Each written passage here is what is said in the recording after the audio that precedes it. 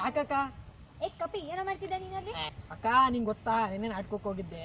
ಅಲ್ಲಿ ನಾಟಕದಲ್ಲಿ ಹೇಳಿದ್ರು ಅರ್ಜುನನ್ ಬಗ್ಗೆ ಹೇಳ್ತಾ ಇದ್ರು.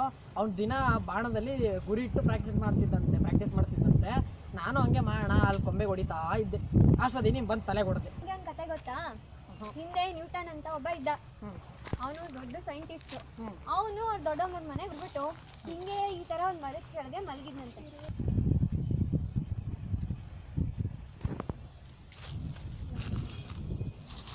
ಅದು ಸೇಬಿನ ಮರ. ಮೇಲ್ಗಡೆಯಿಂದ ಗಾಳಿ ಬೀಸ್ತು ಅಂತ ಅವನ್ ಸೇಬ್ನ ಕೆಳಗ್ ಬಿತ್ತಂತೆ. ಅದೇನಕ್ಕ ಸ್ಪೆಷಲ್? ನಾವು ಕೂತ್ರೋಣ ಬೀಳುತ್ತಲ್ಲಕ್ಕ, ಎಲ್ಲ ಹಣ್ಣು ಬರುತ್ತೆ. ಫಸ್ಟ್ ಕತೆ ಕೇಳಪ್ಪ ನೀನು. ಮಲ್ಗಿದ್ ನ್ಯೂಟನ್ ಮೇಲೆ ಸೇಬ್ನಣ್ಣು ಬೀಳುತ್ತೆ. ಅವ್ನು ಪಟ್ ಅಂತ ಎಚ್ಚರಾಗಿ ಹೋಗ್ತಾನೆ. ಏನಾಯ್ತು, ಯಾಕೆ ಈಗ ಸೇಬ್ನಣ್ಣು ಮೇಲಿಂದ ಕೆಳಗ್ ಬಿತ್ತು ಅಂತ ಯೋಚನೆ ಮಾಡ್ತಾನೆ. ಮುಂದೆ ಅದನ್ನೇ ಇಟ್ಕೊಂಡು ಗ್ರಾವಿಟೇಷನ್ ಅನ್ನೋದನ್ನ ಕಂಡುಹಿಡಿತಾನೆ. ಅವನೇ ಒಂದ್ ಥಿಯರಿ ಆಗುತ್ತೆ, ಅಂದ್ರೆ ಗುರುತ್ವಾಕರ್ಷಣೆ ಅಂತ. ನಮ್ ಭೂಮಿಗೆ ಆ ತರ ಗುರುತ್ವಾಕರ್ಷಣೆ ಇದೆಯಂತೆ. ಅದರಿಂದಾನೇ ನಾವೆಲ್ಲ ಭೂಮಿ ಮೇಲೆ ಇರೋದಂತೆ.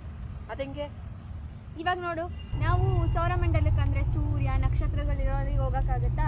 ಅದು ಹೋಗ್ಬೇಕು ಅಂದ್ರೆ ನಾವು ಗುರುತ್ವಾಕರ್ಷಣೆನ ಮೀರಿ ಹೋಗ್ಬೇಕು. ಈ ರಾಕೆಟ್ಗಳೆಲ್ಲ ಹೋಗ್ತಾವ ಗೊತ್ತಾ? ಅದೆಲ್ಲ ಹೋಗದೆ ಹಂಗೆ. ಈ ಗುರುತ್ವಾಕರ್ಷಣೆನ ಮೀರಿ, ಗ್ರಾವಿಟೇಷನ್ ಫೋರ್ಸ್ ನ ಮೀರಿ ರಾಕೆಟ್ಗಳೆಲ್ಲ ಮೇಲೆ ಹೋಗ್ತವೆ. ನಿಂಗೆ ಇನ್ನೊಂದು ವಿಷಯ ಗೊತ್ತಾ? ಭೂಮಿ ಕೂಡ ತಿರುಗುತ್ತೆ.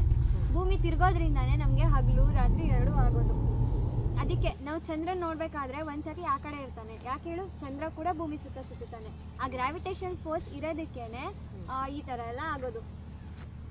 ಹೌದಾ? ನಮ್ ಸರ್ರು ಮೊನ್ನೆ ಭೂಮಿ ಬಗ್ಗೆನೇ ಹೇಳ್ತಿದ್ರು. ಅವರು ಹೇಳ್ತಿದ್ರು ಹಿಂಗೆ ಭೂಮಿ ಸುತ್ತಾ ಇರುತ್ತಂತೆ, ಇದರಿಂದನೇ ಹಗಲು ರಾತ್ರಿ ಆಗೋದಂತೆ. ಮತ್ತೆ ನಾವೆಲ್ಲ ಇದ್ರ ಮೇಲೆ, ನಾವು ಭೂಮಿ ಮೇಲೆ ಇದೀವಲ್ವಾ, ನಾವು ಇಷ್ಟೊಂದು ಬಿಲ್ಡಿಂಗ್ ಕಟ್ಟಿದೀವಿ, ಕಾರ್ ಇದೆ, ಬೈಕ್ ಇದೆ, ಮತ್ತೇನು ಬಿದೋಗೋದೇ ಇಲ್ಲ, ನಮಗೇನು ಅನುಭವನೇ ಆಗಲ್ಲ. ನಾವ್ ಹಿಂಗ್ ನಂಬೋದು? ನೀನು ನಿಮ್ ಸರ್ನೇ ಕೇಳ್ಬೇಕಿತ್ತು. ನನಗೆ ಭಯ ಆಯ್ತಕ್ಕ. ಅದಕ್ಕೆ ಪೆದ್ದ ಅನ್ನೋದು. ಸೈನ್ಸ್ ಸ್ಟೂಡೆಂಟ್ ಅಂದ್ರೆ ಯಾವಾಗ್ಲೂ ಕ್ವಶನ್ ಮಾಡ್ಬೇಕು. ಅಬ್ದುಲ್ ಕಲಾಂ ಗೊತ್ತಾ ನಿಮಗೆ? ಅವ್ರು ಯಾವಾಗ್ಲೂ ಹೇಳ್ತಿರ್ತಾರೆ, ಮೊದಲ ವಿಜ್ಞಾನಿ ಯಾರು ಅಂದ್ರೆ ಯಾರು ಕ್ವಶನ್ ಮಾಡ್ತಾರೋ ಅವನು ನಿಜವಾದ ವಿಜ್ಞಾನಿ ಅಂತ. ಯಾವಾಗ್ಲೂ ನಾ ಸೈಂಟಿಸ್ಟ್ ಆಗ್ಬೇಕು ಅಂದ್ರೆ ಕ್ವಶನ್ ಮಾಡೋದಿರ್ಬೇಕು. ಅವರು ಚಿಕ್ಕ ಮಕ್ಳನ್ನ ವಿಜ್ಞಾನಿ ಅಂತಾರೆ. ಯಾಕೆ ಹೇಳಿ? ಚಿಕ್ಕ ಮಕ್ಳು ಏನೇ ಮಾಡಿದ್ರು ಅದ್ಯಾಕೆ ಹಂಗಾಗುತ್ತೆ, ಇದ್ಯಾಕೆ ಹಿಂಗಾಗುತ್ತೆ, ಅದೇ ಯಾಕೆ ಹಿಂಗಾಯ್ತು ಅಂತ ಕ್ವಶನ್ ಮಾಡ್ತಾರೆ. ಆ ಚಿಕ್ಕ ಮಕ್ಳಿಂದಾನೇ ಸೈಂಟಿಸ್ಟ್ ಆಗೋದು ಗೊತ್ತಾ? ಪ್ರತಿ ಸತಿ ಏನೇ ಡೌಟ್ ಬಂದ್ರು ನಿಮ್ ಲೆಕ್ಚರರ್ಸ್ನ ಕೇಳು, ಆ ಡೌಟ್ಸ್ನ ಕ್ಲಿಯರ್ ಮಾಡ್ಕೊ, ಆಯ್ತಾ? ಬಾ ಹೋಗಿ ನೋಡ್ಕೊಂಡ್ ಬರೋಣ.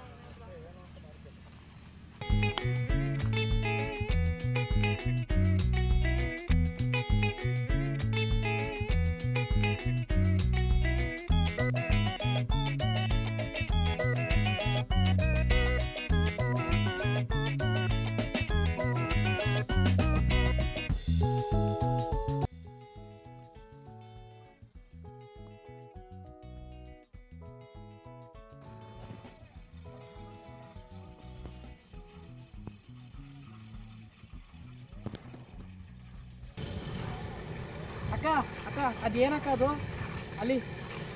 ಅಯ್ಯೋ, ಅದು ಲೈಟ್ ಕಂಬ ಕಣೋ. ನೋಡು ಇಲ್ಲೆಲ್ಲ ಇಲ್ವಾ, ನಿಂತಿಲ್ವಾ? ಅದನ್ನೆಲ್ಲ ಈ ದಿನ ಮಾಡ್ತಾರೆ. ಅಲ್ಲ, ನಾನು ತುಂಬಾ ದಿನ ನೋಡಿದೀನಿ, ಎಷ್ಟು ಗಟ್ಟಿ ಇರುತ್ತೆ.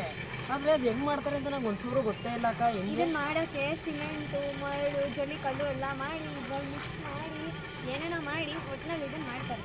ಜಲ್ಲಿ ಕಲ್ಲು ನಂಗೆ ಗೊತ್ತು, ಬೇರೆದೆಲ್ಲ ಗೊತ್ತಿಲ್ಲ ನಂಗೆ. ಬಾ ಅಲ್ಲಿ ಹೋಗೋಣ.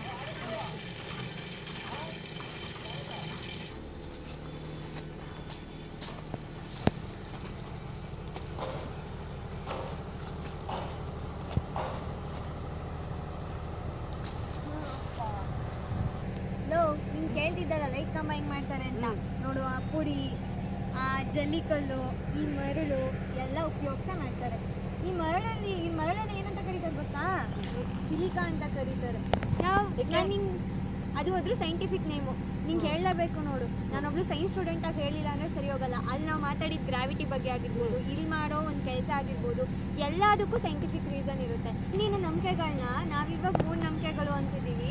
ಯಾಕಂದ್ರೆ ಅದಕ್ಕೆ ಕಾರಣಗಳು ಏನು ಅಂತಾನೆ ತಿಳ್ಕೊಂಡ್ರೆ ನಾವು ಅದನ್ನ ಮೂಢನಂಬಿಕೆ ಅಂತಿದ್ದೀವಿ. ಅದರಿಂದ ಏನಿದೆ ಅಂತ ತಿಳ್ಕೊಂಡು ಅದನ್ನ ಪಾಲನೆ ಮಾಡಬೇಕು. ಅವಾಗಲೇ ಅದು ನಂಬಿಕೆ ಅನ್ನಿಸ್ಕೊಳ್ಳೋದು.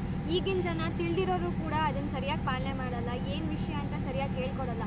ನಾವು ಏನೇ ಮಾಡಿದ್ರು ಒಂದು ಸೈಂಟಿಫಿಕ್ ಆಗಿ ರೀಸನ್ ಇಟ್ಕೊಂಡೇ ಮಾಡಬೇಕು. ಬಟ್ ಅದನ್ನ ಜನಗಳು ತಿಳಿಸ್ಕೊಡ್ತಾ ಇರೋದು ಕಡಿಮೆ.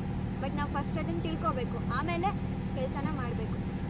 ಸಂಸ್ಕೃತಿ ಮತ್ತು ವಿಜ್ಞಾನ ಎರಡೂ ಇದ್ದರೆ ಮಾತ್ರ ಒಬ್ಬ ವ್ಯಕ್ತಿ ನಿಜವಾಗ್ಲೂ ಜೀವನದಲ್ಲಿ ಸರಿಯಾದ ವ್ಯಕ್ತಿಯಾಗಿ ಬದುಕೋಕೆ ಸಾಧ್ಯ.